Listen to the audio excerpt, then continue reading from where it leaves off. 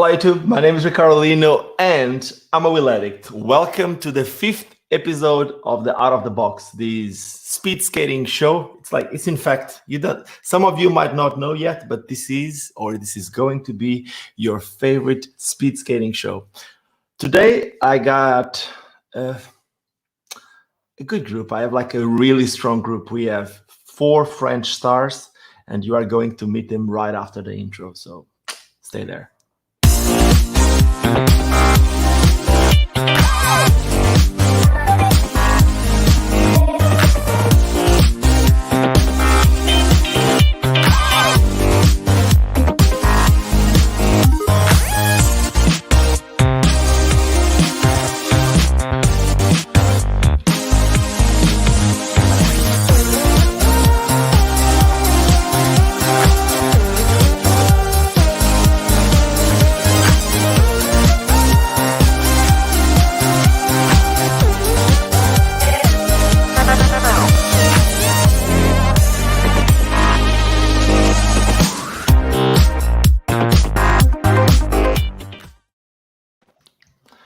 Hey guys, what's up? How you doing?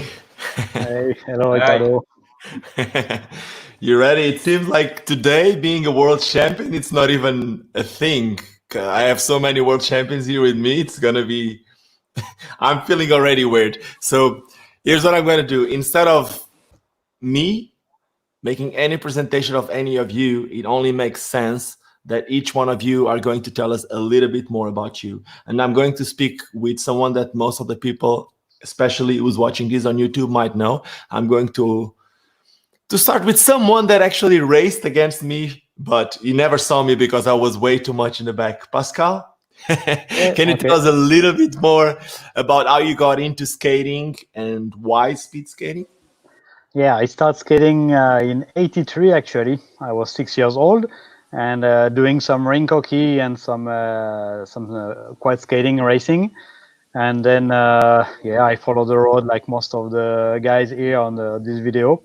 And I got world champion first time in '99 and last time in 2005. So and now I just do some video on YouTube and work for Powerslide.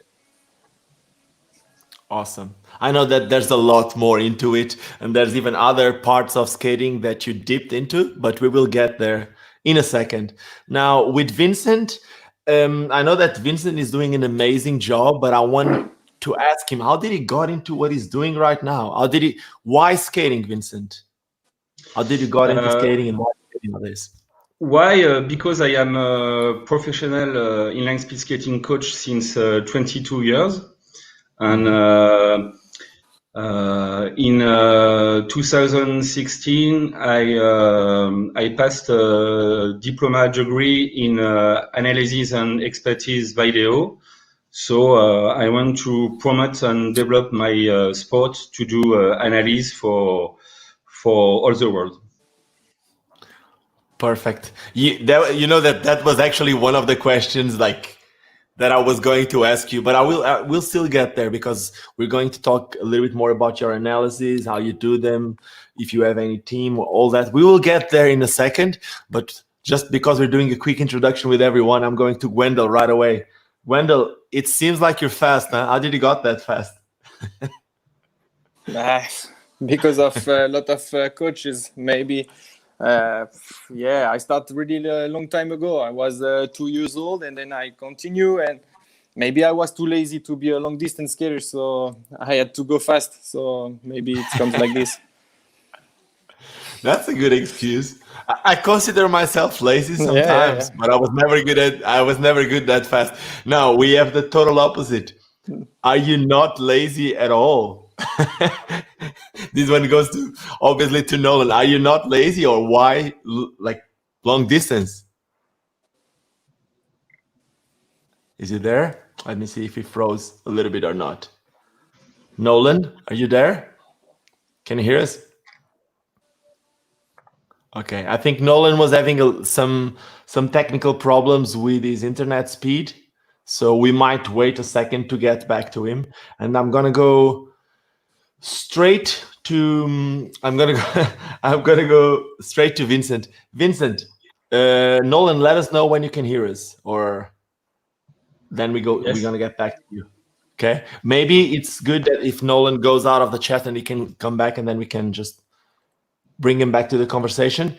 Vincent, you were saying that you finished your graduation in analysis and you've been a speed skater.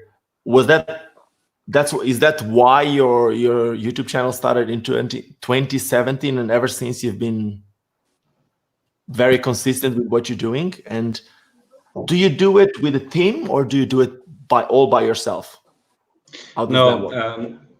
I passed the diploma degree with my friends Rémi Hubert, who is co-manager at Target Sports Analysis with me. So we are two to do the job.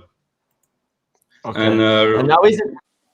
Yeah, go. Sorry, go ahead. And Rémi is also inline speed skating coach in the Beaumanoir de Dinan team. The Beaumanoir de Dinan is in the five big team in France. So I have a very good partner with me. That is awesome. But the reason why I was questioning is because you're the one giving the face to the thing. Aren't you sometimes, I'm going to stay with you for a bit, aren't you sometimes scared? Because when you're analyzing something, sometimes you say something about some skaters that they might not enjoy, but that's that's part of the job. So how do you deal with it? It's not very simple. Today we do a story, fault or not fault, and it's not very simple because we don't want to afraid the skater, but we must do a job, so we must be critical and just for every skater. So I think analysis video it's in the details, and if you want to height performance, you must be in the details. So I think it's help for all the skater and for all the height level skater. Yes, if you want to progress. Yes, I fully agree with you. You need to learn how to take sometimes the critics, because the critics is what's going to make the skaters better. Yes. Sometimes you guys pointing something that no one ever did will only make them better. But the reason why I was asking, it's, you know what I'm saying, like, you put yourself in a situation that you are the one pointing someone that finger. So sometimes it might not be that easy for some people to see it or to hear it, especially when it's online. But nowadays everything it's online. Is the YouTube the only platform that you guys are using for it, or in what other platforms can anyone watching these follow your project? Facebook, Instagram, and YouTube. And okay. we do job with team and with skater by mail and with target coaching. Okay, so if someone from any other country which is not from France wants to hire your services, would they be able to hire your services to get better at what they do? Yes. Is that yes? Okay. They can. That is awesome. Perfect. Very, very good. Okay. Now, you're welcome. Now we have a YouTube channel too, which it has a lot of analysis, but is also very different, and it's something that has been changing a lot over the last few years since it started. I first met this new role of Pascal about 3 years ago at ISPO, and ever since your life changed completely. You went from working for the French Federation to working with a skate brand that it's actually one of the top brands on what we do. Why? Yeah, it was a good opportunity to change, and I have been working for the French Federation with pleasure for already 19 years. Basically, it was the job I dreamed to do all my life, but I think it was time to do something else also, and I had this opportunity. Matthias, the boss from Powerslide, he asked me if I could work with them, and I wanted to get some responsibility in my work and not only be like accessories in some way. So yeah, here I have some responsibility. I have some nice project that I can run, and then that was one of the big point why I changed to Powerslide for the moment. Yeah, so it's I super guess the exciting, and it's every day is a challenge, and everything is full speed, working with people going full speed, which was already the case with the French Federation. I mean, there was always a good group of people, and I was working a lot, especially with Vincent also. We had some cool moment in the national team for the junior. So yeah, that's just for me dream life. When I was at the federation, it was all amazing, and when it's with Powerslide, it's also amazing every day. So I'm living the dream. Yeah, I can somehow relate with what you're saying, because for me, I used to work with Powerslide. Nowadays, I don't. But we sometimes need to make changes to be able to be related to the sport that it's really our passion, and you made your decisions. Something that is interesting was, I remember last year when you were still working with Powerslide, we met at the Berlin Marathon. We were talking about the possibility of making maybe a podcast or something like that. And back then you said, I would love to do it, but there are some things that working with the French Federation wouldn't allow me to do, because I need to be more close to that group. Nowadays, are you more open to all those type of projects? Yeah, of course, because when you work for a federation, there is some topics you cannot speak, or you have to protect some knowledge that has to be exclusive for the federation, especially when you have some work with the national team. But I also like a lot to share a lot of information to the world. That's also why I do video on YouTube and things like this. So being at Powerslide at the moment, and also in a different situation, I'm much more free to do a lot of different projects. So that's really cool. I really love it. Awesome. Okay, I'm gonna go to someone which is none of you guys, but I'm going to have a question for Gwendal, which is straight to the race. How does it come that you cross your feet so good for both sides?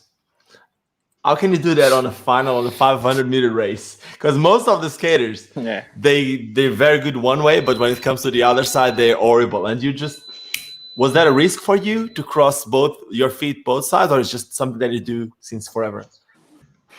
No, I mean, I started skating like a long time ago, so it was just something just natural for me. And about the story about this crossing opposite side, like 1 month before, we were in a training camp with the national team, and we were doing 500 meters with the team. And one of these 500 meters, I did the same, the crossing opposite side, and I was so happy doing it. And then I don't know how it happened, but on the final, I did exactly the same. And right away after the race, I won in the World Championship. I went straight to Alain, the national coach at that time. And I said, did you see that? Exactly the same that I did in the training camp. It came like so naturally, just because, I started skating like long time ago. And I mean, I can do whatever I want on skates. It's all natural for me. It's just... it's easy for me. I don't know how I can explain, but just I can do whatever I want on skates. That is awesome. Yeah. I'm gonna need to leave you a challenge. You know that I work mainly with social media, so I'm gonna need to leave you a challenge, and this might actually be something good for the rest of the speed skaters out there during these COVID times. Have you ever tried to do 500 meters all the other way, like crossing the wrong side and trying to time it? Maybe that could be a challenge to start on social media between skaters, like the high-level skaters. Sure. Yeah, exactly. That could That be could be a something. great challenge. Yeah, Now, let's exactly. see. Nolan, can you hear us? Yeah, let's look better. Sometimes it's not working. It's like Now it's good. Now we got you the back. So buffer is full, now, and perfect. but that's okay. I'm here. Now you're back from the silence. Okay, so we skipped the introduction, but we're getting back into it. So Gwendal was saying that he's maybe a little bit lazy, and that's why he got into to short distance. Is that you're not lazy the reason for you to get into mainly long distance, or why long distance? And before that, why speed skating? Yeah, long distance because I'm better on it. I don't go fast as him in a shorter distance. I can be fast, but only after a hard race or hard long session. I can be fast at the end of the race, but not when I'm rare and for when it's too short. It's not for me. And I prefer when it's hard, like in a marathon with a lot of attack and everything. I like the 500. It's a distance that I like when I race the national, but not to play in a sprinter with the sprinter of the world. I cannot do nothing against them.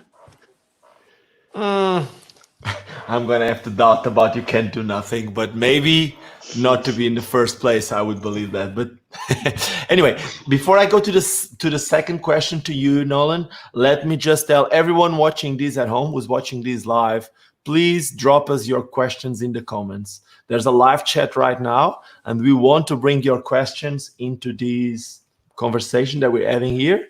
So if you have any questions, please drop us a question. Now, straight to Nolan again. Do you train? I mean, like, what do you train to be so smart with the way that you race? Because that's the question that everyone has. Like, how? What do you do? I don't know, because when I was kid, I was always playing to do the best result or the best thing, to give my best, but to do the less, to be lazy in my performance. Just my idea at the beginning is to have the same result, but to do less effort and to go shorter, not go like this and go directly. And I was always thinking, oh, if I do there, it can work, but maybe it will be more smarter to do that now. And I was is a problem for me now, but I was always looking everywhere, not in the front, all the time. When I was driving my car, I was more looking everywhere than the road sometimes. But yeah, maybe I like play with all the people.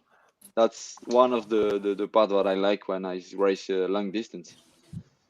Awesome. So you're always aware. So you're always aware of everything and try to do the less effort you can. And by being in the best position, you end up using that and keep the energy, like you said, for the end of the race. That makes sense. Yeah.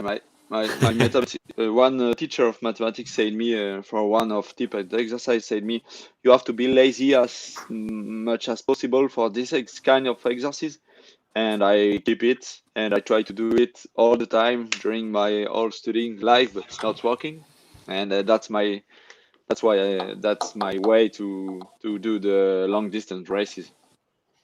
That's awesome. If there's any beginner or intermediate speed skater, I'm going to give an advice, but I'm going to ask you to complement my advice. So usually what I say when it comes to racing a marathon, as an example, I always tell them the most important thing is how they are located in the pack. If they get too much in the back, it's just like an accordion, like a spring. If you're in the back, you're always like this. If you're in the first couple of positions, you end up having the pack push you, and you can be lazy, like you're saying. But if you're in the front, it's also not the best position. what type of advice would you give to someone who's starting to do their first marathon, other than the pack or the position in the pack? What type of advice would you give them?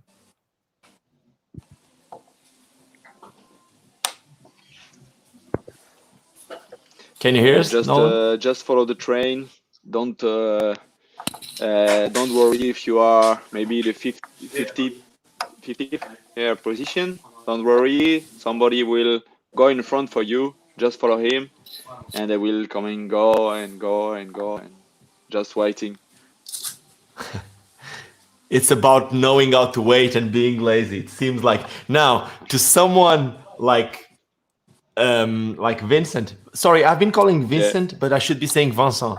For someone like Vincent, what type of advice, as someone that does analysis, what type of advice would you give to someone doing such a long distance race? Is there any? I think the position is very, very important in our sport, because if you want to be efficiently, you must have a good position when you skate, and the same as Nolan. You must be in the pack and very, very near from the other skater, and be smart to change the line, to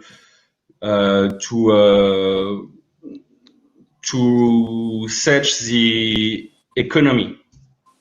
I think it's the best way to be efficiently. Good. And so you're saying that the position that they are in the pack is very important. What about the team, the rest of the team? If they have a team, is that important?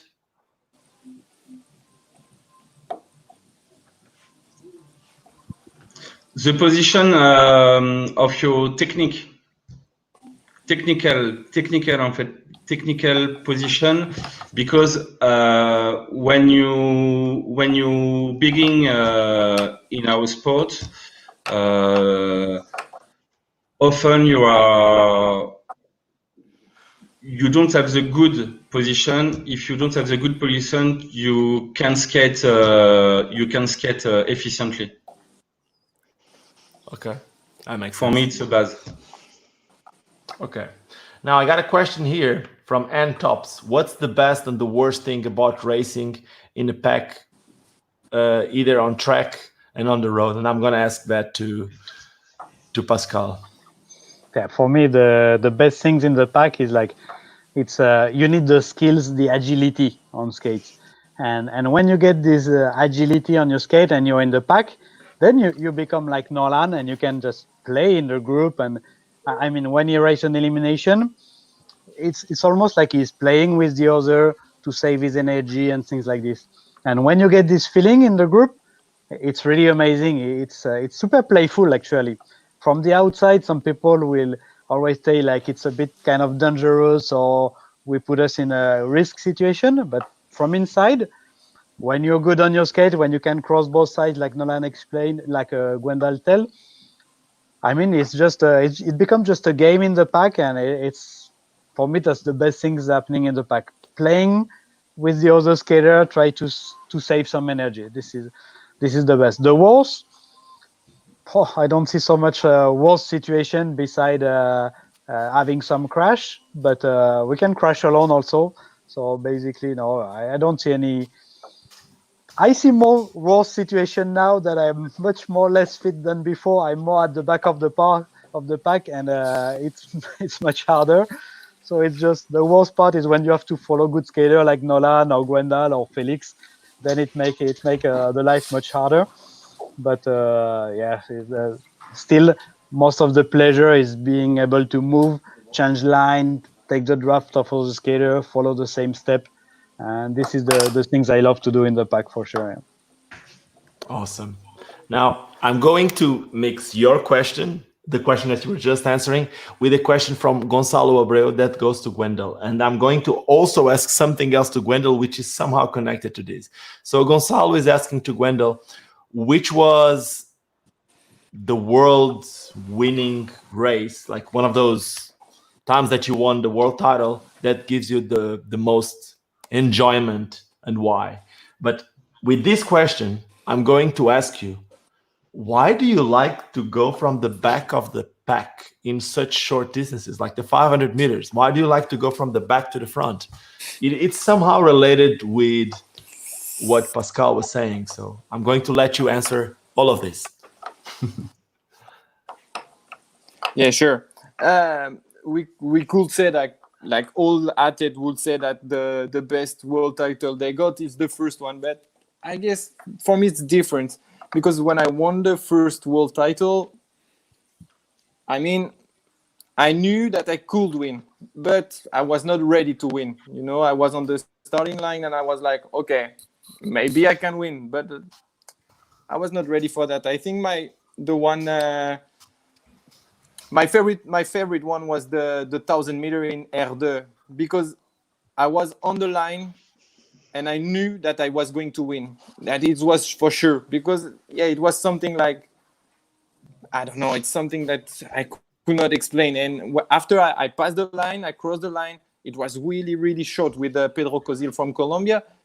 But I felt that this one was for me, because I start for this one. I was for the first place, not the second place. So yeah, that was my favorite world title. It's this one, the 1,000 meters in R2.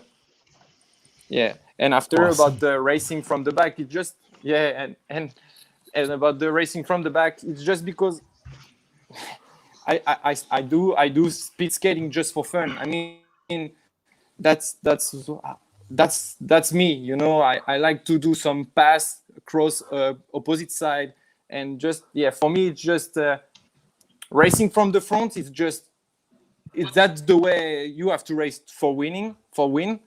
But for me it makes sense to make pass. You know, if you from the back and you make passes with crossing opposite sides, after that everybody will remember that once you did that, and that's too fantastic. You know, when you make some passes, it makes the sport like incredible. And I think more people should race like this, because now with the Vesmaco track, all people, they are racing from the front and they are rolling so fast, and there is not so much people, skaters, that can pass. So that makes sense for me to race from the back and use the mic to pass everybody.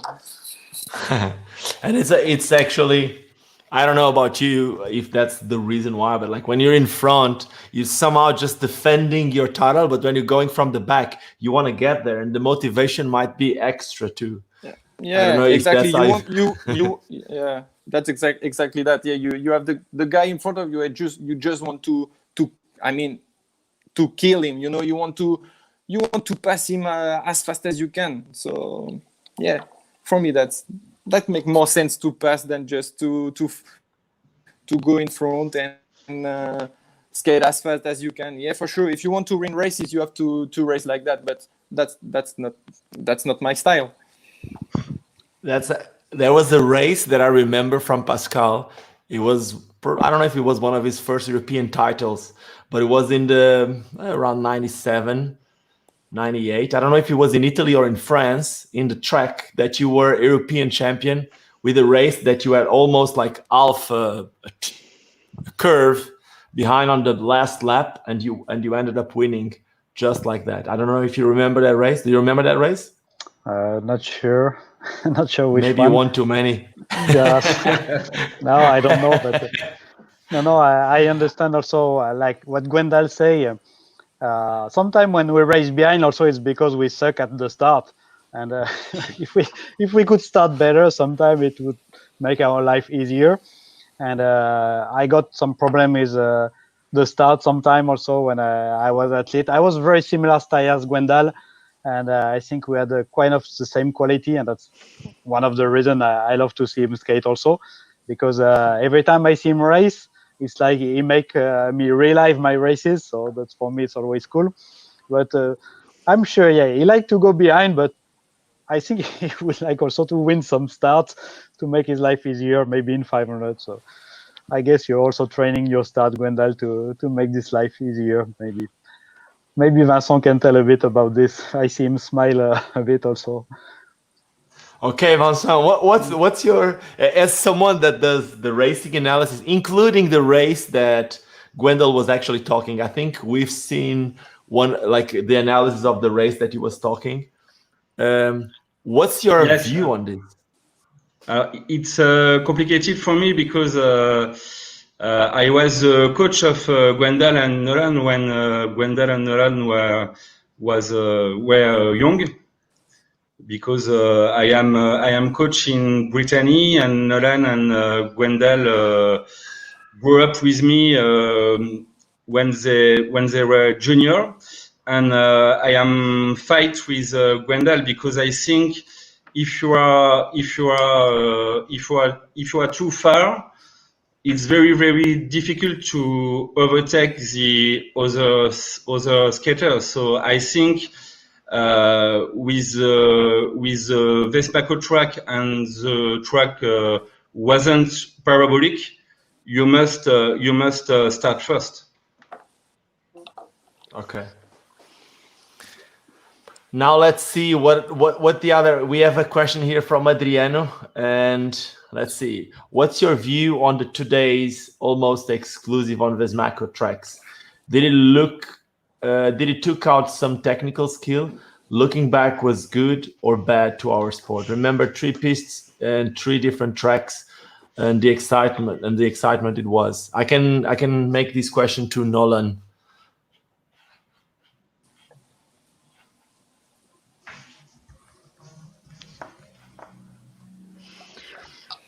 Yeah, for me, I prefer the classic track, if we can say that like that, like in France. But for sure, sometimes Vespaco is good because they increase the speed. The physically is more.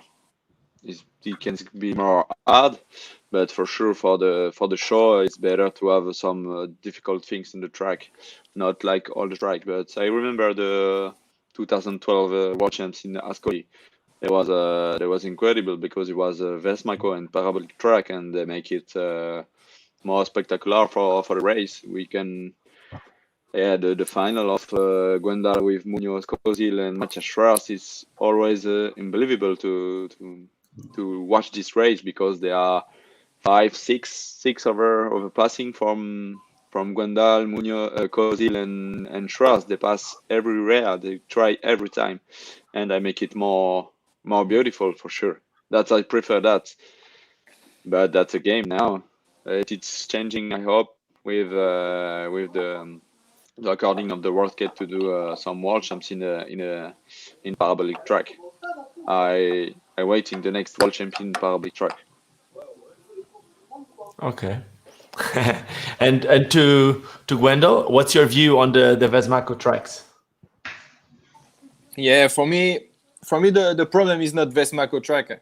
Yeah, for me it's that's the Nolan classic track make no sense for our sports. Definitely not, because nobody can pass. If you put the fastest guy in front on the 500 meters in Geisingen, then after nobody can pass. So for me it make no sense for our sports. For me the last track were good for our sport was definitely Ascoli in Italy. The races were way more fun and way more spectacular. So yeah, for me Vespaco is not the problem. It's I don't know how to say that, but the position of the track. Classic track it's definitely not good for our sport. Okay. Now we had a question here about the 100 meters. Someone was asking us, what position would you prefer to be on each lap on the 1,000 meters? Like when you do the 1,000 meters, what's the position that you want to be on each lap? Yeah, the best position it's the second place for sure. That's the best position. But a race is always different. So you have to analyze lap after lap what is your position and what's the best move you have to do to make your race going better. But for sure, if I have to choose right now for the next World Championship where I want to be for the first, second, third, and fourth lap, for sure I want to be second. Okay. Now that everyone is talking so good about the Vesmaco tracks, I need to make a question to Pascal. What about Barcelona? What about the last? What about the last World Championships track? Yeah, no, I think we all agree on this. Like Gwendal say, like Nolan say, Vesmaco is not the problem. It's not the problem. The problem is the shape of the track. And if we want some passing, and this is what we want to be able to pass. It's the shape of the track. So we want to have hills. So I don't know what happened when they designed the track last few years, but they forget to put the hills at the beginning and out of the corner. They only put the hills in the middle of the corner where nobody will use them. So they could make the same track as now, but if they keep the hills at the entry and out of the corner, we would be able to pass. We would be a multi-line track like it was built before, basically. But of course, in our sport, the best is for sure a parabolic track. Like as soon as we have parabolic track, every corner, every entry of the corner, every moment on the track, you have to think where the other will go, what trajectory they will take, and it makes the game so much more intense for the spectators, because till the last moment you don't know who's gonna win, and for the skater also, because then it's so much more playful. You can have 3 different lines to be able to get the win or to pass any skater. So for sure, a parabolic track is just the dream things, and there are different kind of parabolic. Like Ascoli was one shape, but if you go in Valence d'Agen or Gujan-Mestras, you also have some amazing different lines. I remember 1,000-meter in Trappist with Diogo, with Gwendal, and so on. Yeah, it's just so cool races. But yeah, let's go back. Let's keep the Vesmaco so we can go fast, we can push, and let's bring some hills somewhere on the track or on a parabolic. Now actually the World Skate, they bring back the parabolics. Korea is building some parabolic track, and different countries are doing this also. So still some work, because I'm seeing they still make it too wide, and if they make the track too wide, then the parabolic is not very useful. If you look at the Youth Olympic in Argentina, I think the track was like 7 meters, but then when you go onto parabolic, the distance is too long. So it's very difficult to find the right ratio between the bank of the track and the wide of the track. So there was a lot of knowledge with the quad skate, and when we switched to big wheels, to dual density wheels, to Vesmaco, probably we need to bring more technical people to rethink how to make the track interesting again. Awesome. And I'm going to stay with you in the next question. We had a question from Peter to say that he's actually asking about wheels. But before me reading that question, and before we go into his question, I'm also going to ask something else, which is, you work for a brand that makes some track specific wheels that were actually used last weekend for the world hour record. Can you tell us a little bit more about those wheels and if they are really that effective when you turn to the left? And then the question from Peter is, what is your view about training high speed with fast wheels on a fast track with fast wheels versus lower speed, for example, slow track with slow wheels at the same effort? Okay, so first question, there are many good wheels on track, but also every track can be a bit specific. So if you go on Vesmaco, some wheels can be good. If you go on asphalt track, some other wheels are good. If you go on a Vesmaco track like last year in Barcelona, some other wheels are good. So what's still important is that on every track, you need to test every wheels.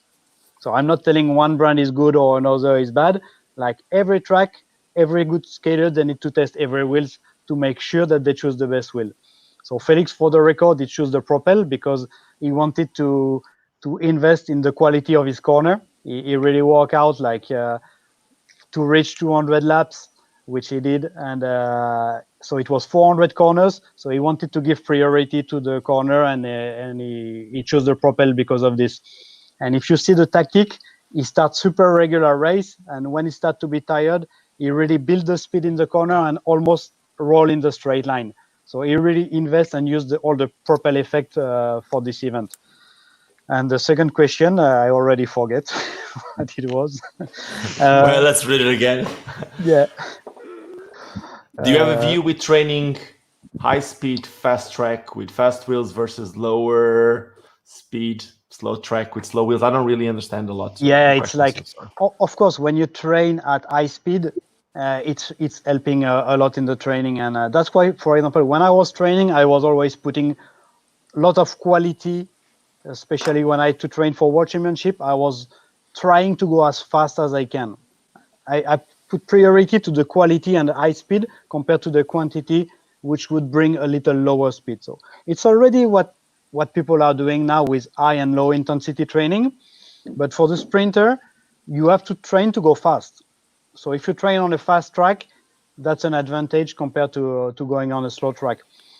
Just for the feeling, if you train on a slow track and you go to World Championship and then you will be 1 second faster in the lap, your feeling in the corner will be different. So you will get in trouble. But if you train, for example, in Geisingen, and you are used to make lap time of 15 seconds, then when you go at a 16-second lap time in the track, you feel much more comfortable.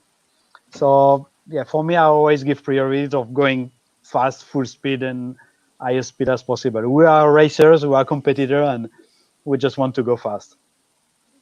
Okay, we have another question here, but before going to that question, I'm going to have another question, and this one I'm going to actually keep it for all the athletes and also for Vincent. And I'm actually going to start with Vincent. Like, I've seen that most of you today have some sort of branding. I see Pascal with Powerslide.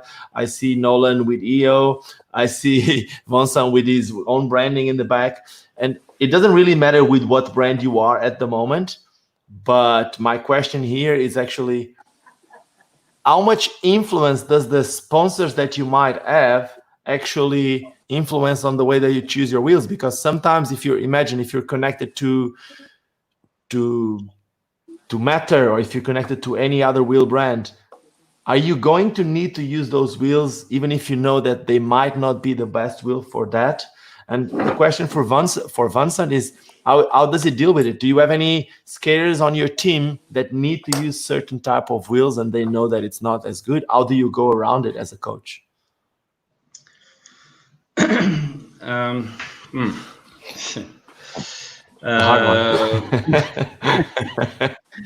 am a lucky guy because my skaters are young, so they are not very famous at the time. The sponsor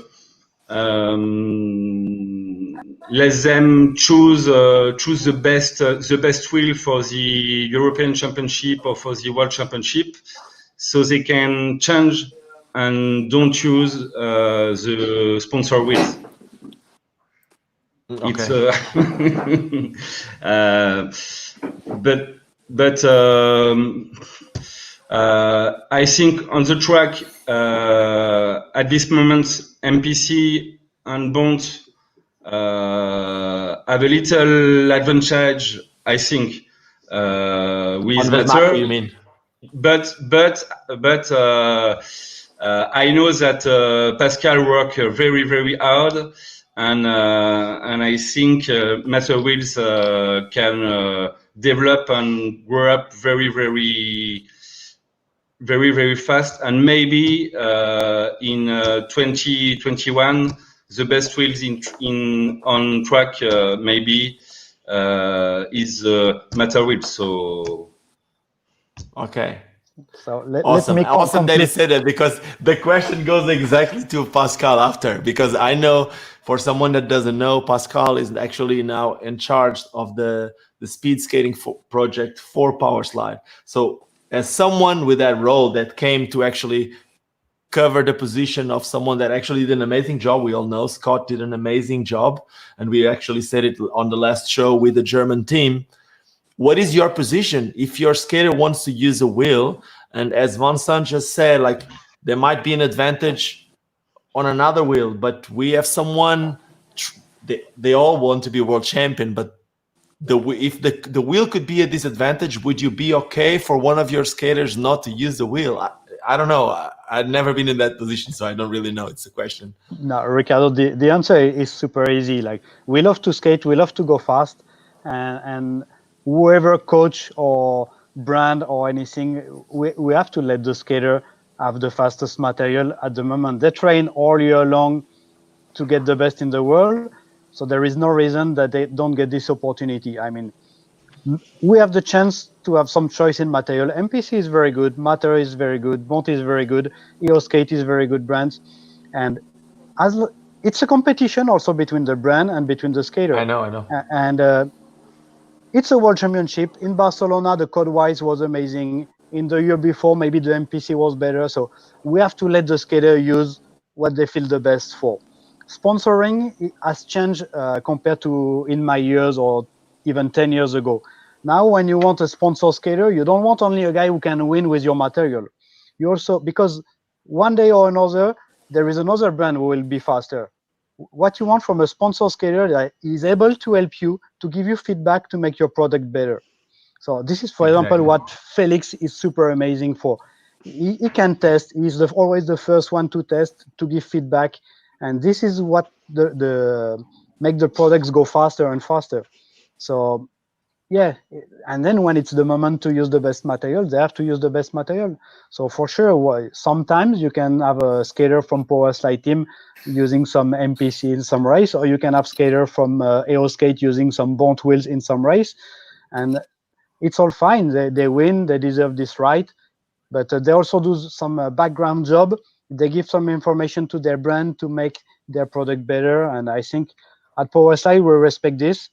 And we love to see every people give their best at the right moment. That is amazing. It's amazing to hear that from you, because for someone that listened to this, if someone have a certain idea, this is very important. So thank you for that. And to Gwendal, what would be your wheel choice at the moment if you had to race again in Barcelona? Yeah, that was really complicated the last season with the World Championship, because the track was completely, let's say, fucked up. Huh? That's exactly the way to call this kind of track. So yeah, we tried to use all the wheels. I tried the MPC for sure. I tried the MPC, the Bont. I tried also the MPC. I tried the Matter.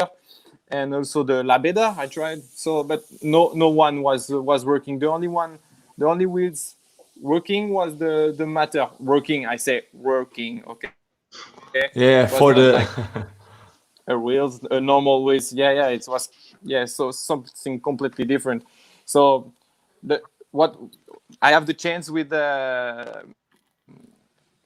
Bont, that's if wheels is sometimes better, they let us use something else, because they know that the performance for us, it's really important. We train all year to make results. Okay, so if the wheels is not the best, for sure they let us use the Matter or the best Matter we can use to make the win. And the wheels, it's sometimes problem, like the last season. So yeah. That is awesome. It's cool. Now let's see from the other company that we got here, which is EO with Nolan. Nolan, what is, from your sponsorship, what is the position of your sponsor when it comes to that? Do you always need to go to certain wheels, or? No, yeah, we have to do the job during all the season, because it's the rules. For some races they are important, but less important than the World Champs or European Championship. But for sure, the World Champ, when is the event of the year, you prepare for that, and you don't. For me, my way, I don't care. Not I don't care, but I want to be sure of my wheels. And if I wear another brand of wheels, I will do it, because it's more important to be good and aware with myself than the sponsor. But behind the sponsor, I agree too, because they will use, if you win with another brand, the year after, everybody will forget that to win with motor wheels or other brand of wheels, then that's bad. That's good for the brand too. You win, you win in motor. For me, for example, you win in motor. I don't know.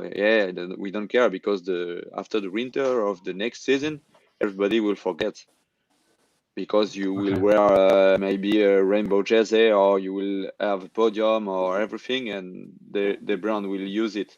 And they don't care about the wheels, but after for sure we have to exchange with the brand to make a better wheels after to work on it. Yeah, I guess I fully understand from the marketing point of view from a brand. It's more important to grow their skaters, even whatever material they use, that then they can also use to promote their gear. Now, again, for Nolan, we have a question here. In the European Championships, in the 10K race, how did it feel to help your teammate, Ewan Fernandez, to win the race? A few years ago, I was not able to win a race. I was not able to be a leader in the national team. Then I was helping the leader, and the leader was Ewan. When you are a teammate, it's always good to see your leader win, because it's mean you work good and you work for the team and the team win. You don't have the medals or the title after, but you know in your mind and you know with your teammates during the race that you make it the job, and at the moment they give you satisfaction. And that I remember about this race. It was the 10K in Netherlands in air in European Champs, and there was a title that they don't have. There was the only one to have only one European title for Ewan, and there was good memories, even if it was strong and it was normal to win. But we helped him, and maybe it's not writing in the book that the teammate was Joris and me, but that's okay. That's the game. When you are teammates, you work for your leader, and when he's winning, you are a part of winning, not the medal, but you work. It's a good experience for the year after. Good. Awesome. We have a question here from Elaine Ferry. He's asking if there's any tracks that support both cycling and skating. I do know about some tracks that used to be done back in the past, where they used to make an inline skating track inside, and then on the outside they would have a bike track. I know one, at least in South Africa. There might be more. I'm going to make the question maybe to Pascal, because I know that he's been traveling a lot all over the years. Have you seen a lot of these, Pascal, or it's something that is not that common nowadays? It's not common nowadays, but I think there is two parts in the question. I think he's asking if we can race on a cycling track. And if it's this, no, for sure, the cycling track, they have too much banked. We can skate on it, but we cannot race, and it doesn't work. But we know some track, like in South Africa, like in Perth in Australia, like in some place in Colombia or Venezuela. In the inside part of the track, they built an inline track. So on the same area, you have the cycling track and the inline track, but the cyclist cannot race on the inline track, and the inline track and the other way around doesn't work. So it make it cool, actually. My first World Championship in '95 in Perth. You arrive in a nice stadium with a cool roof, and there is a cycling track around and the inline track in the middle. That's quite a nice structure, actually. Okay, it's a good way. It's actually a good way to optimize space. If you think about it, it could be a good way to optimize space. But but sometimes the size of the track doesn't work good. Also, like he's asking if a 150 meters track would work. It would be too short. I mean, you can do races for kids, but not like big races. We had some track that are still working with parabolic with 166 meter long, that are still nice to race if there is at least, or if it's 6.5 meter wide, then you can have some cool racing on them. But still, at the moment, 200 meters track with 6.5 meter wide would still be the best, I think. Yeah, you won't see the highest speeds there. We got a question here. Let me see.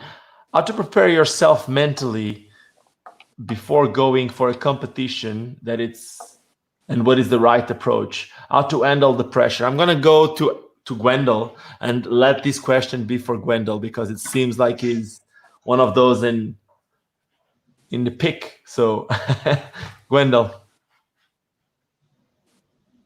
how to prepare yourself it's mentally. always something. Yeah, it's always something complicated. You have to find your way to do it. Before I was more like I want to win. I want to kill them. I want to, never sport, like aggressive, and that was not my way. Now I'm more like relax, and I go. I say, okay, this race is for me. I train for that. Now let's have fun.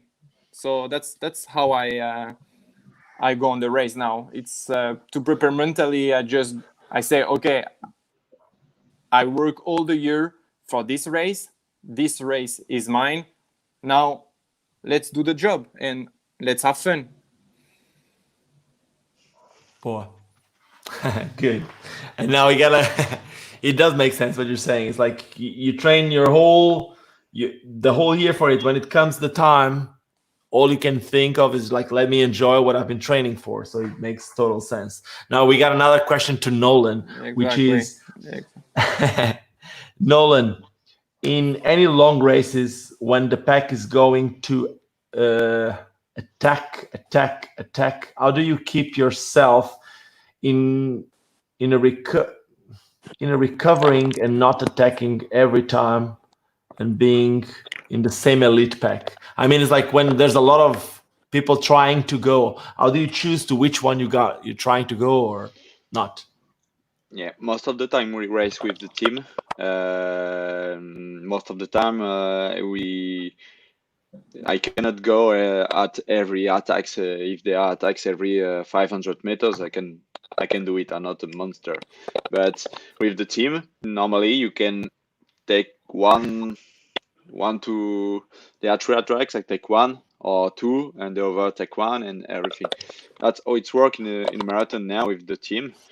But sometimes when you see the people who is going away, you try to evaluate as fast as you can if it's dangerous, if it's I go now, or if it's he will die alone, or maybe, for example, if one attack 200 before they come back to the pack and they attack again, I will not go because for sure he's tired. They was already attacking 1K before. Maybe it's less dangerous than his first attack. But there's just some tactical things they have to know. You have to know when you start the race. But it's about the formation of young skater. You have to evaluate if it's dangerous for you or not. For example, if I have a teammate, I have nothing to do. If there are no teammates, or for example, the marathon world champ, if there are no team friends, yeah, maybe we have to go. But I have to go and not bring back some people from the other country. I know a lot of things about the marathon. I know a lot of things at the start of the race against who I'm racing, and after that, if there are attack of some people, maybe I move, maybe I not move. I just watching and see to what is the best to do. But they change every weekend. They change.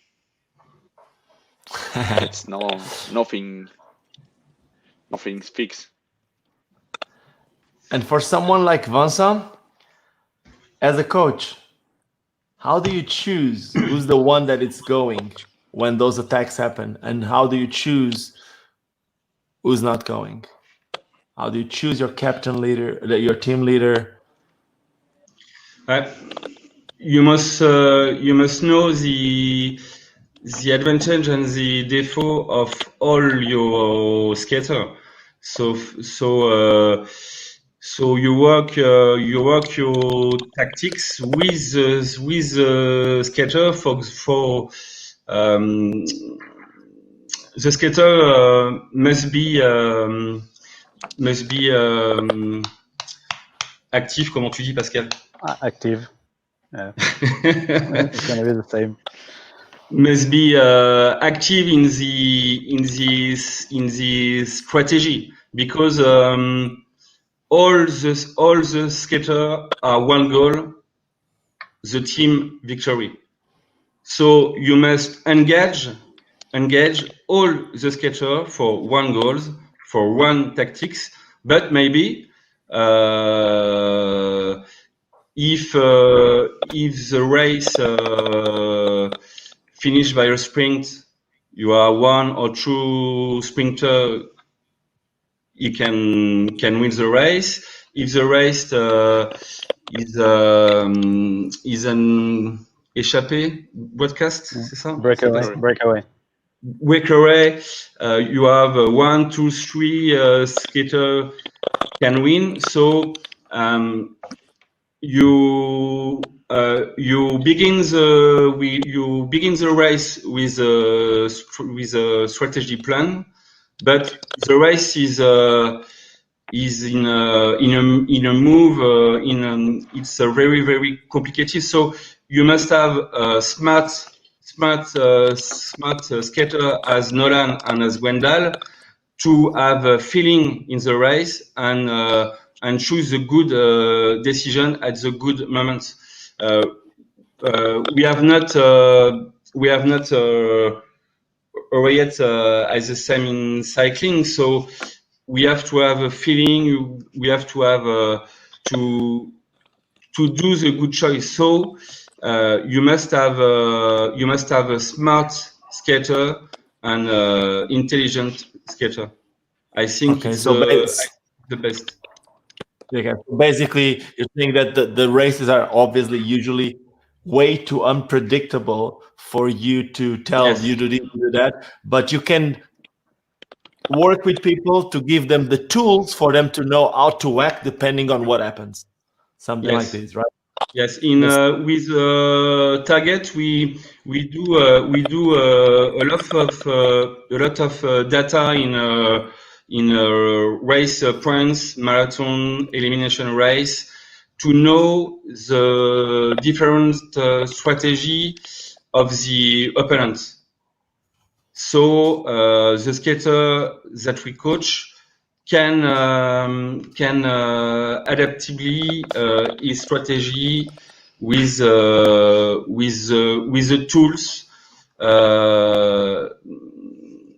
tools they have. Perfect. Talking about the tools they have. Someone is making a question to Pascal, and they're asking Pascal to speak a little bit about the Trinity mount. And I'm going to let him talk, and then I'm going to make another question about the Trinity for him. But I'm going to let, maybe he's answering right away. Yeah, that's quite the new system of mounting from Powerslide. So, for example, at the moment, I have 2 pairs of skates. I have 1 pair of skates that I use with Trinity, and I have 1 pair of skates I use with 195. So actually, both mounting systems are quite good. They have some advantage and disadvantage. For example, with 195, you have little more possibilities for side setting, and that compared to the Trinity. But the Trinity, the good point is from the front part, it's getting it's wider, so you get really much more effective push. So you see a lot of sprinters, they are using this at the moment, like Valentin Thibault is using this. Estrada was using this also the last few years. So it's quite a good advantage. The cool point about this also is I think for me, it goes also in different segments and not only into racing. If you look at the fitness skates, urban skates, it gives some nice support on the side, and especially with shoes where you have a plastic shell, it's giving a very nice support for this. So it helps also to be a little bit lower, but so we can promote it this way, but it's not the only or main advantage. So after it's question of choice also. Some people will like it, some people will not like it. It's the same way with 165 or 195. So it's just different possibilities. For me, I like it actually in the corner. It's quite good. And I like the feeling of the front part of the push. I like to push a lot with my heel, but when it's the end of the push, I have little more pressure with the Trinity at the moment. Okay, but why do you have 195 and 1 Trinity? It's because I'm lazy to change my setup when I go from one race to another. So, and I'm a little bit in a luxus position. So I have my setup for track with 4x110. Actually, at the moment, I'm using my 195, and I use my Trinity for marathon at the moment. So if I had to go to a race, I took my 2 pair of skate, and then I don't have to change my frame. I just go from one to another. Okay, I don't know if if you feel the same. I never skated with the Trinity speed skating frame or with the speed skate Trinity system, but I always felt that the Trinity would also somehow, for the vibration, would spread it through my foot differently. Yeah. So I would believe that for long distance skating, such as a marathon, would give you a more comfortable ride on a skate that is usually not comfortable. Let's be honest here.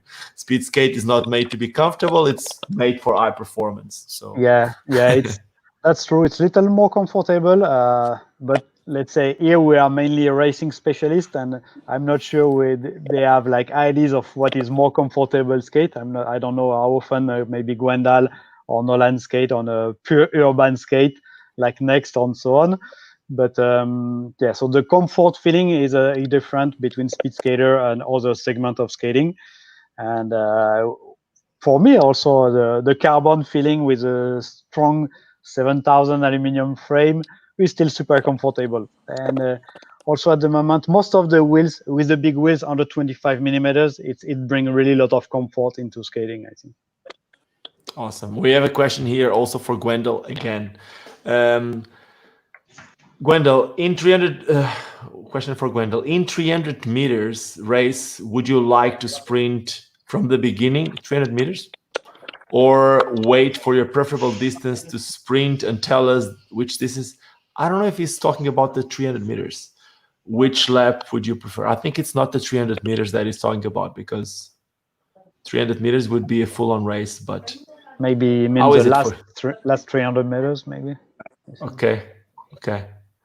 So in the like imagine, maybe let's put it on the 500 meters. Let's put it as 300 meters is not a thing anymore. What about the 500 meters? Is it sprint from the beginning, or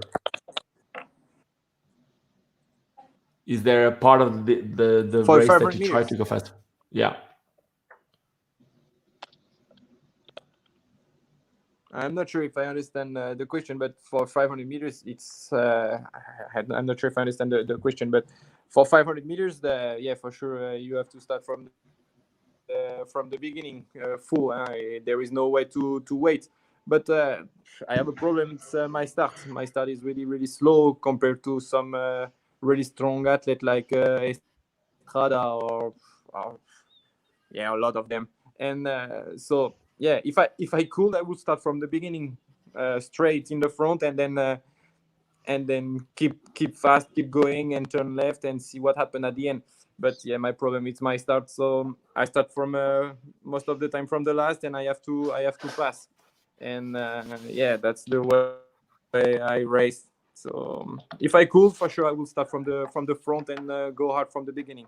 But it never happens like this with me. So we have a question here from Adriano, but before answering this question, I'm gonna need to make you another one, which is to Gwendal again. So from what you said here during this conversation that we've been having over the last hour already, you actually said that you're lazy. And that's why you like to do short distance. And then you said you like to start from the back because you have more motivation to go through people and to actually get there. And now you also told me that you have a bad start. So are you happy with the end of the 300 meters, or you actually used to love the 300 meters too? No, yeah. First, I have to say that I start to do sprint because I was lazy. Now I'm not lazy anymore. I train probably more than a lot of long distance skaters. That's crazy. No, I could not say I'm lazy anymore. But yeah, I start sprint because maybe when I was young I was lazy and I didn't want to do 2 or 3 hours on the bike. That was not fun for me. And I have some bad side for sure. All skaters have some bad side. and mine it's the start, and it's not a secret. Everybody know it. I try to work on it. That's not easy, but it's step by step, and I try to work on it. Awesome. And now let's go here to Adriano, he has a question for Pascal. I would like to know, what's the outside view from a former pro athlete about the evolution of speed skating in Portugal? And I'm going to add a country here, not just in Portugal, but worldwide, from a former pro athlete, which is still related to skating so much like you are. So let's talk about Portugal first. It's a country I love to see how they progress in the last 25 years. I think Alipio is doing an amazing work with the skater. I can see how we bring more motivation, and the results are better and better. So I would not be surprised if you get even better results in the next few years. I think it's a country that is working really good. You have more and more quality track, especially in Madeira. You have good coaching. You are very active, not only into in all the segment of training. I mean, you are looking for new information. You make training camps in Portugal. So yeah, there's a good work to make this country really good in skating, and it's already on the way. I'm sure in the future it will be a country that we will be more and more jealous for sure. So congratulations for already the work, and keep going like this, because I think already in France we see that we spoke a lot with Vincent about this. We see that this country is getting stronger and stronger. So you will surprise the world quite soon. If you talk about the global situation in the world, yeah, every year the level is going, I think, higher and higher. It's to win the race, you need to fix every details. You see like how the sprinter they look like. If you look at Gwendal, they need a lot of power, but they also need to be super careful with the food. That they are lighter and more powerful than before. So everybody is pushing the sport to a higher level, and you have to go faster and faster. If you look the long distance guy also, it's like crazy the level. So every time you get a medals, or even I think top 5 or top 10 at the World Championship, it's already skater that train 7 to 10 times a week minimum. So it's getting really hard to get there, but it's also an exciting road to reach this level of performance. Yeah. Awesome, thank you. I have a question here that it's not there yet. It's no one made it, but I have a question here for Vincent, which is after what happened last weekend with Felix, and it's nothing to do with any of the French skaters, but as someone that does sports and performance analysis, if you could make like a quick analysis to Felix 1 hour world record, what would that be if you had like one minute to make a quick analysis? It's not very simple. I talk about that with Nolan by phone on Friday, and I think it's if another skaters can do the hour record, we can have more comparison, point of comparison. indication. Yes, because I think it was amazing, but Bart Swing maybe can beat the record. I don't know. Ewan Fernandez maybe can beat the record. I don't know. Maybe Felix is the best skater for do this effort. I don't know, because it's the first time we can see this event. I think it was an amazing event. and the Felix performance is very strong. Pascal said that Felix changed his technique at the end of the hour. I saw that too. That he do a stop longer just before the turn, before the curve to have more intensity in his cross, and we can see that the lap time was better. Yes, so I think that, and I am very impressed by this performance. But we must have more elements to compare to know if Felix performance is very strong. Well, we don't know. I think. Yeah. I understand what you mean. We really need more people to do it, to have more data. Now, the question that I'm going to do to Nolan is, Nolan, would you be one of those that would be part of this data? Could you see yourself trying to do something like this? No, not for me. I need to have fun with people. I train all the year alone. I don't want to race alone. I think it's not my kind of thing. Maybe when I be more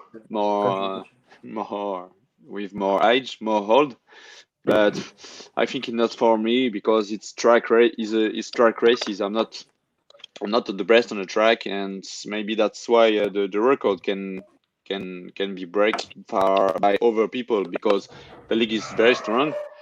But I think he's not the best skater on track, and maybe for sure it will be beating for another people who is trying from the people who is better on the track.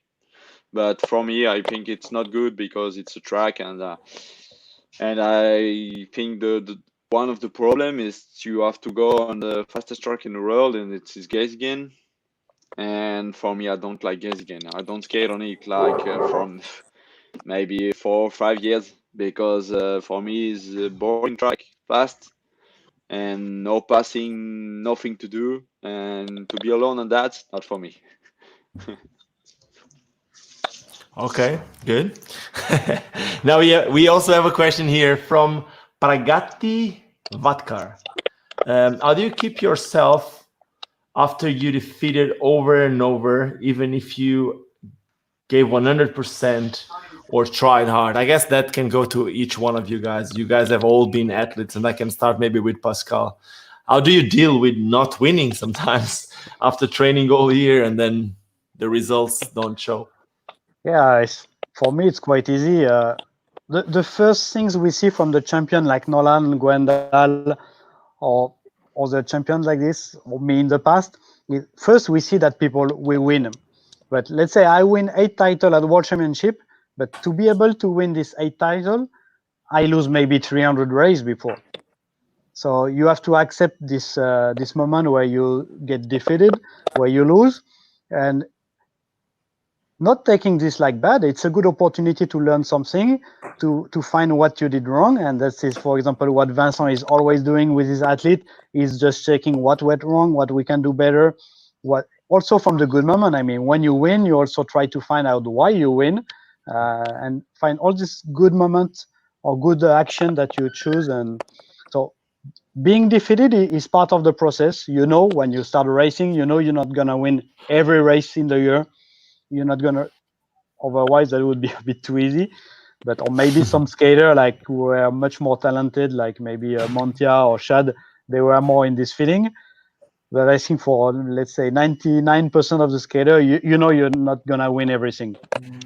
So it's part of the process. You just have to accept it and also enjoy the moment when you win, because it's much more less often that you win that when you lose.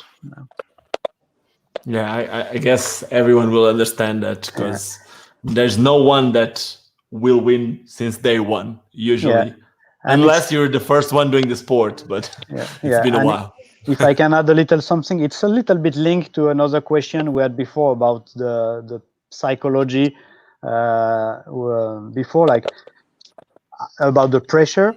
For me, I had no pressure about when I would be world champion or things like this, because this was my goal, but I didn't care if I would have won at one moment or another.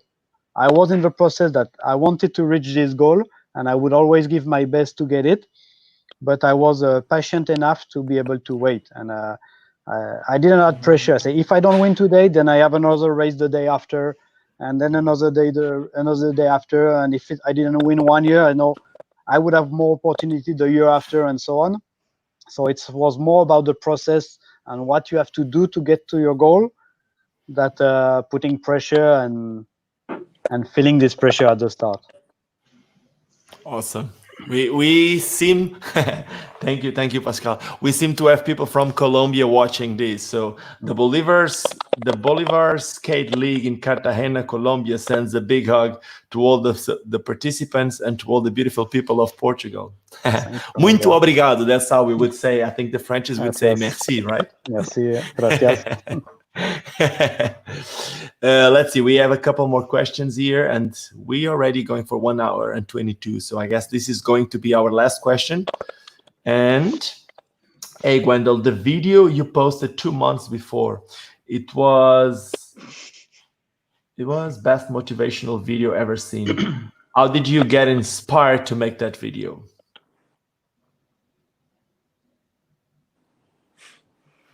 It was just because it was the quarantine, the lockdown moment. Also, I was,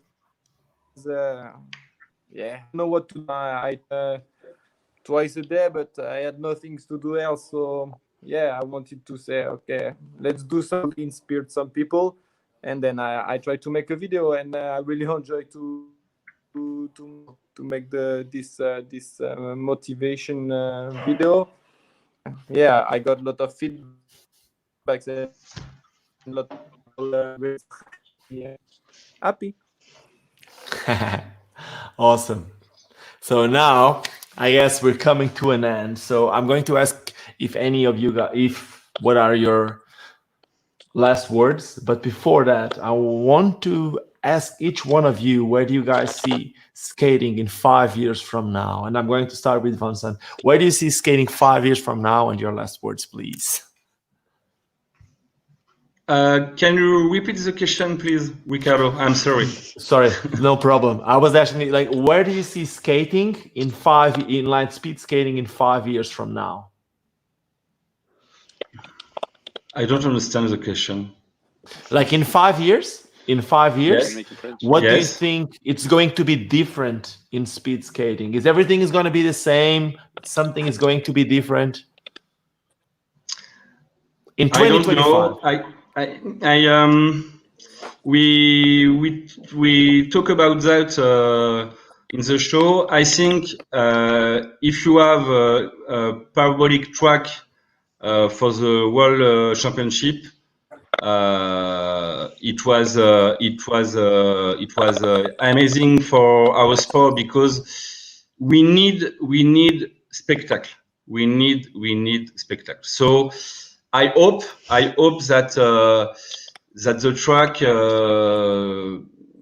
that parabolic track was will be the track of the future. And I think if we want to grow up, to be seen by the media, we need a spectacular race. So we need parabolic track. So maybe it's the future, and I hope is it. Okay. And do you have any last words for us?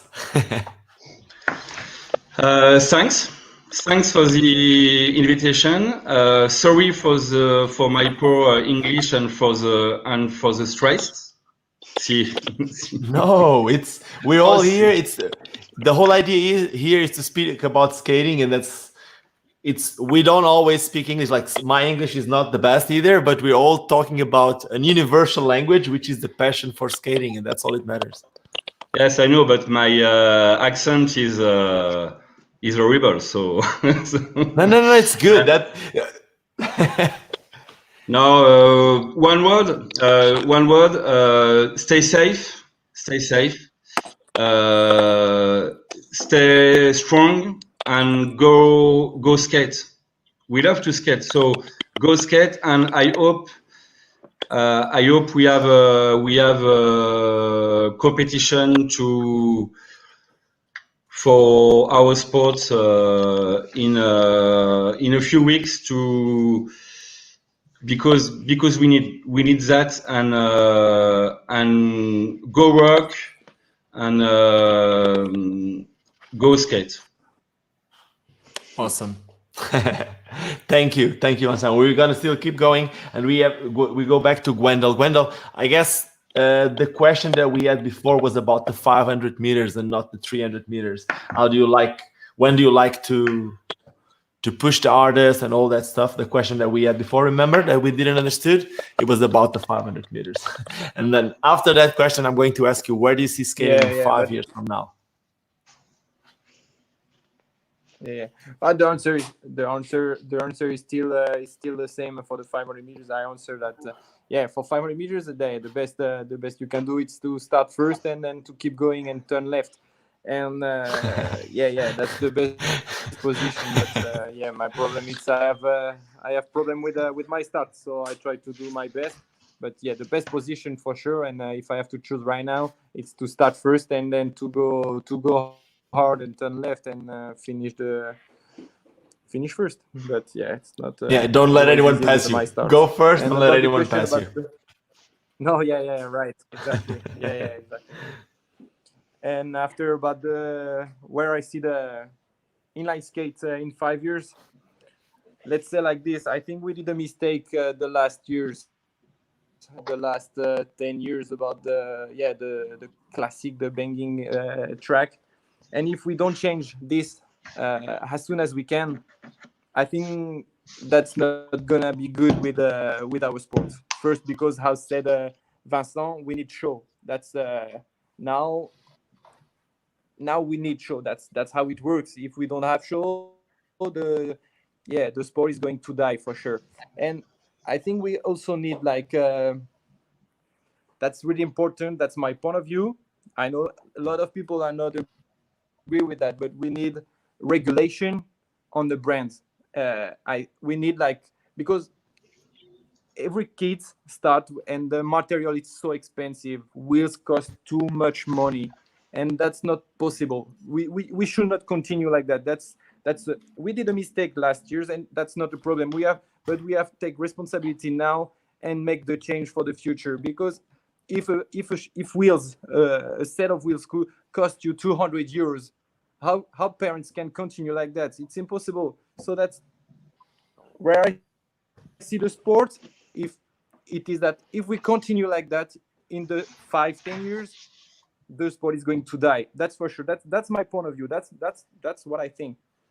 But we can't change the thing. We can't change the track to make the sport more spectacular, and we have to make the World Skate have to make a regulation about the wheels, about the material, to make it less expensive for the family, for the young kids, and make it accessible. You know what I mean? You mean? Let me make you a question. Sorry, let me interrupt you there. Let me interrupt you. Sorry, I understand. I don't want to stop your thinking, but the question here is, what type of regulation would you see that could work? Would it be for the pricing of the wheels, or for the maximum amount of new wheel sets that a skater could use per championship? No, I think the World Skate should work on the prices. That's the most important. Parents can't buy 10 set of wheels, 200 euros. No, that's not possible. You know how it works, and we should go faster, You know, it's exactly the same on the swimming pool. You know, at Olympics, some swimmer were using a special swimwear, and then they were breaking all the records.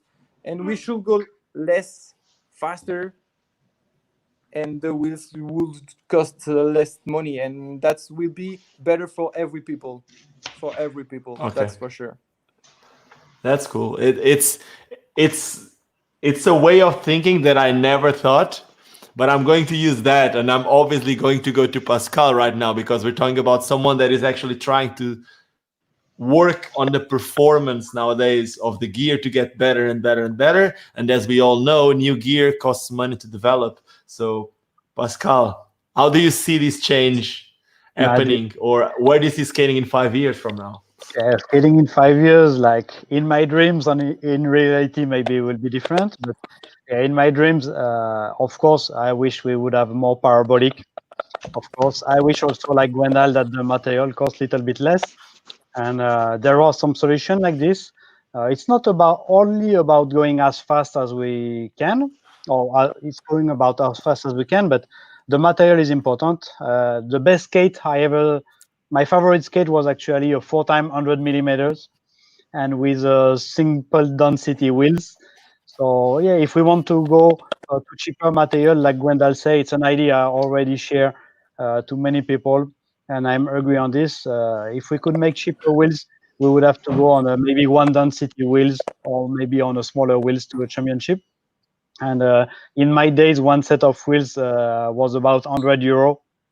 Now it's about 160 to 200 euros, so it's a big difference.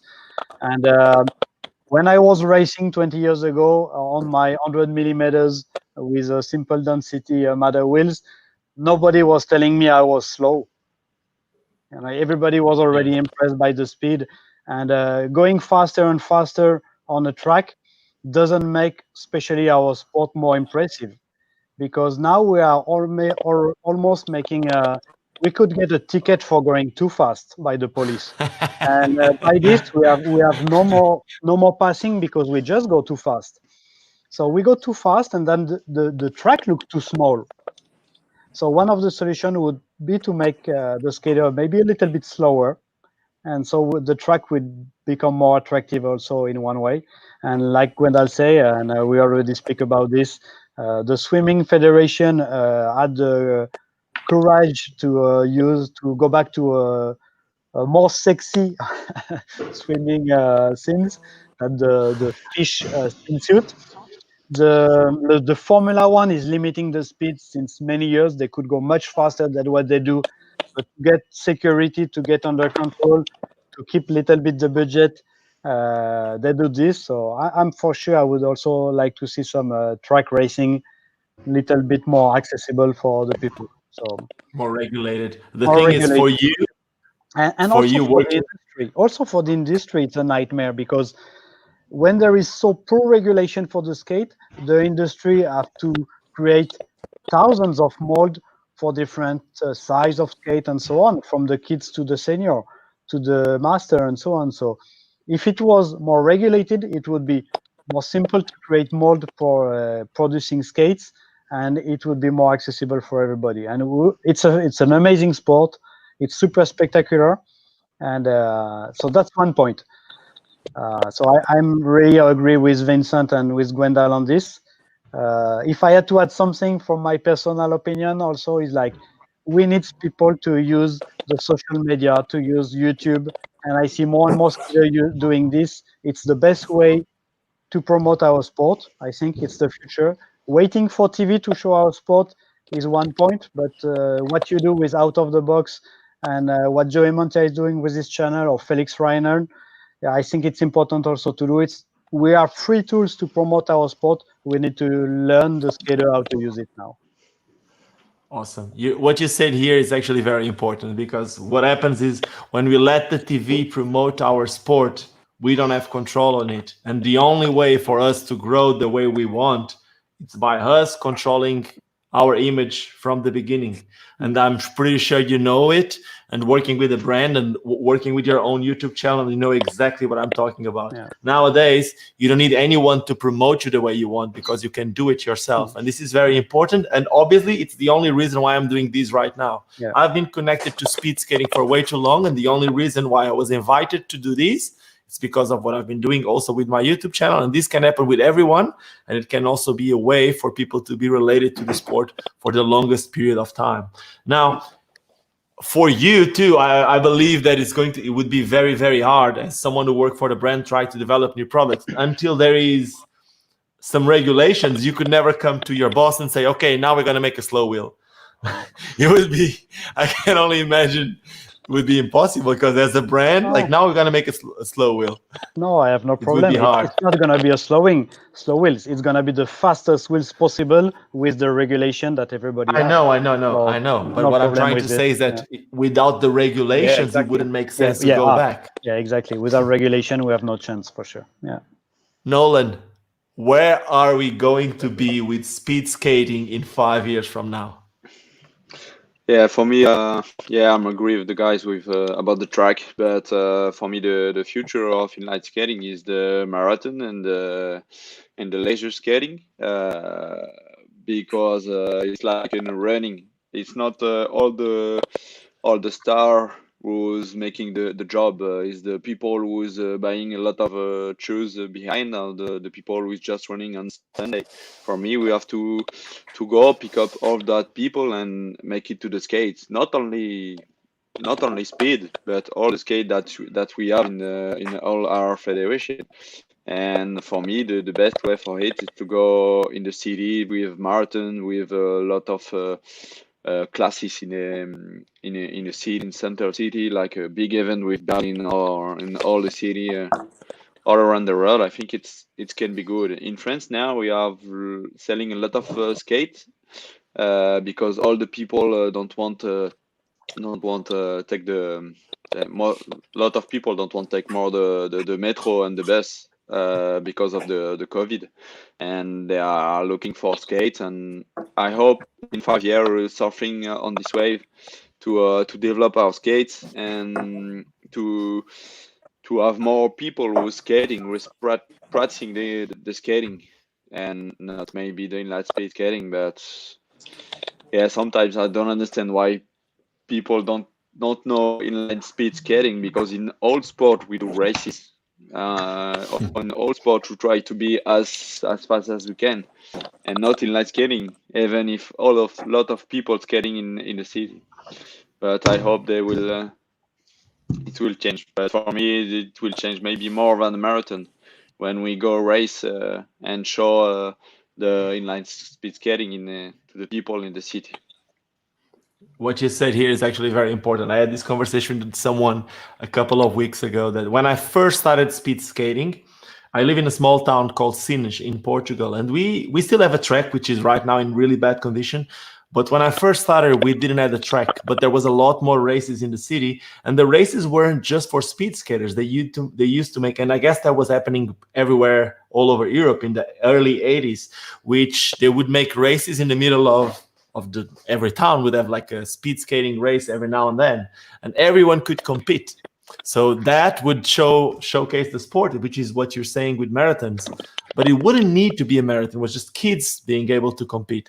At the same time, what you also said here, that it's actually very important, is there's a lot of people using skates nowadays, and Pascal knows it as much as I do, probably even more, working with the brand that he works, which is with the whole virus situation. In some countries, the sales went up 600%. Like you said, they might not be speed skates at the moment, but as long as we're growing this base, and that's what I do, that's what Pascal do, that's what Vincent do. With our channel, some of us might be more specific with a certain type of skating, but a certain discipline of skating, but in the end, we're growing skating. And the more skaters we have in this base, the more we're going to have to pick one day for speed skating, for hockey, for this, for that. So I really see the future being great, with us being more active, all of us. I'm not part of the French team or anything like that, but I'm a skater, and as many skaters we have out there that are active, the better it is going to be for our sport. So I want to say thank you to all of you guys for spending this time with us. I'm pretty sure that you guys are pretty active with your training and all that stuff. So thank you very, very much for spending the time to listen to have this conversation with us. To everyone at home who was with us over these last 1 hour and 40 minutes, thank you. I hope you guys enjoyed. We've been doing one of these every 15 days. Not really always on Sundays. We usually do it on Saturdays. But we do it every second weekend. And it's been great. We already did a couple teams. Now today we were with some of the French team. It's not the French team because you guys have a huge team. And this is only season 1. So if you enjoyed, do not forget to subscribe. Drop us a comment. I'm pretty sure the skaters and the coaches that were here today with us, they're all skaters anyway, they will be reading the comments and they might be answering your comments. And also do not forget to follow them on the social media. You have Target from Vincent. He does analysis from a lot of the races that he competes and all that he sees the skaters compete, and the French team, and probably even other skaters. Or if you're looking for a service for someone to evaluate what you do and make an analysis, you can use his services. Pascal works for a brand that is one of the top skating brands, top speed skating, and not just speed skating, and doing his YouTube channel, which is super successful. And we have Nolan and Gwendal, which are still on top performance in their skating, and also some of them active on social media. So thank you guys very, very much. Thank you everyone who watched this at home, and see you soon. Obrigado. Bye-bye. Obrigado. Good night.